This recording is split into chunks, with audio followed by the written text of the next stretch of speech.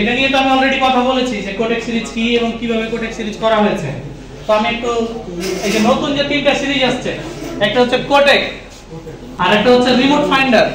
Remote ফাইন্ডারটা হচ্ছে এরকম যে আমরা একটা সিরিজে এরকম একটা ফাংশন দিছি যে রিমোট ধরেন কাস্টমার খুঁজে পাচ্ছে না, স্মার্ট অ্যাপের মধ্যে একটা ফাংশন থাকবে, আপনি ওটাতে ক্লিক দিলে রিমোট ক্যাঁ করে চিল্লাবে যে আমি এখানে আছি। এইটা হচ্ছে রিমোট ফাইন্ডার। আর সেকেন্ডলি হচ্ছে ডিজিটাল ডিসপ্লে, যেটা আমি অলরেডি দেখিয়েছি যে এসিসি প্রযুক্তিতে আমরা কি করছি, পল্টনে নিয়ে আসছি। আচ্ছা, এই যে দেখেন এটা এইরকম ভাবে এই করা থাকবে, কোটেক করা থাকবে, এই যে বুঝতে পারছেন না, এটা কালো কালার কোটেক দেওয়া আছে। এটা কিন্তু বিভিন্ন ধরনের কেমিক্যাল এসির জন্য ইয়া করে এটা করা হয়েছে। সো এটার ভিতরে কি দিয়ে কোটেক করছে আমাদের তো ডিপে যাওয়ার দরকার নেই, এটা একটা প্রলেপ দেওয়া আছে ভাই, এটাই যথেষ্ট। বুঝতে পারছেন? এই যে কন্ডেন্সার গুলো, এই যে দেখেন প্রত্যেকটা জয়েন্টে জয়েন্টে, এই যে দেখেন প্রত্যেকটা জয়েন্টে জয়েন্টে কি আছে, এই যে দেখেন প্রত্যেকটা জয়েন্টে জয়েন্টে কোটেক করা আছে।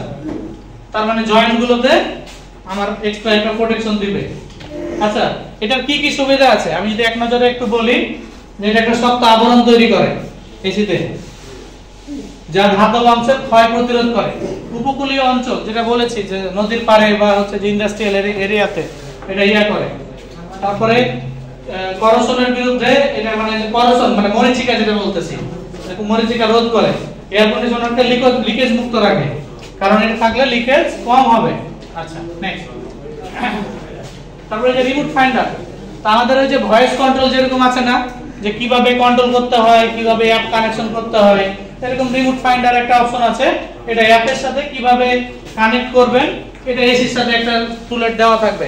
আমি ট্রেনিং এর মধ্যে আসলে এটা কথা বলে, এটা নরমাল ব্যাপার, পরে পরে আপনারা করতে হবে, এখন বললে মনেও থাকবে না পরে হঠাৎ আমি স্কিপ করতেছি। জাস্ট আপনারা জানলেন যে রিমোট ফাইন্ডার নামে একটা অপশন বা একটা কিছু আসছে। আচ্ছা, সেকেন্ডলি যেটা, থার্ডলি যেটা, এই যে ডিজিটাল ইনভার্টার। সেখানে আমরা কি কি দেখতে পারবো, এই যে দেখেন কি কি দেখতে পারবো, রুম টেম্পারেচার যেটা বলছিলাম, indoor outdoor room temperature, real time clock, day month ইয়ার, মানে ঘড়ির এসি যখনই চলবে, আপনি যদি এসি বন্ধ করে দেন 2-4 দিন, এক সপ্তাহ পরে গিয়ে চালান, তারপরেও কি হবে, টাইম ঠিক থাকবে। ওখানে ওই প্রযুক্তি দেওয়া আছে, মানে ব্যাপারটা এমনটা না যে টাইম এলোমেলো হয়ে যাবে। ঠিক আছে, ওই যে ঘরে আমাদের যে ডিজিটাল ঘড়ি থাকে না, বন্ধ থাকলেও তো টাইম ঠিক থাকে, লাইক দিস।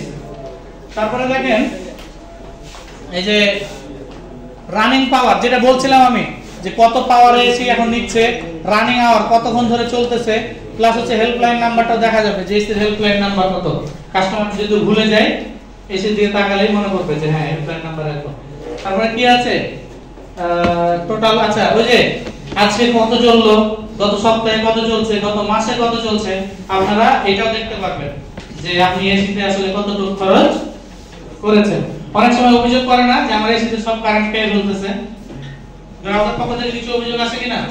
এখন এই প্রযুক্তি দিয়ে তো আমরা এটা মুক্তি পাবো নাকি, স্যার আমার এসিতে যতটুকু খাইছে ততটুকু এটা ই করা আছে, এবং এগুলো বিএসটিআই অনুমোদিত।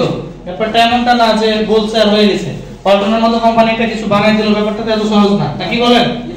আচ্ছা, তারপরে operating mode, turbo mode, eco mode, এটা তো নরমাল ফাংশন, এটা দেখা যাবে কোন মোডে চলতেছে। হেল্প ফাংশন, যে যদি এসিতে কোনো মনিটরে বেশি হয়, এসিতে দিবে রিমাইন্ডার দিবে যে এটা ক্লিন করতে হবে বা হেল্প ফাংশন অন করতে হবে। ফ্যান স্পিড, এটা তো থাকেই অপারেটিং মোড।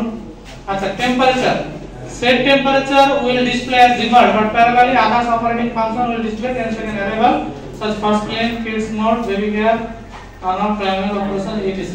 মানে ওই যে ইয়াটা থাকবে টেম্পারেচার 25 ডিগ্রি, ওটা তো ডিফল্ট থাকবে, বাট হচ্ছে আমাদের বাড়িতে যে কারেন্টের মিটার থাকে না, যে বিভিন্ন রিডিং একটার পর একটা অটোমেটিক আসতে থাকে, এটাতেও এরকম আছে যে আপনার সবকিছুই দেখতে হবে, মানে এতটাই স্মার্ট আর এতটা কমফোর্ট যে এটা ইউজার এক্সপেরিয়েন্সটা পাল্টে দিতে।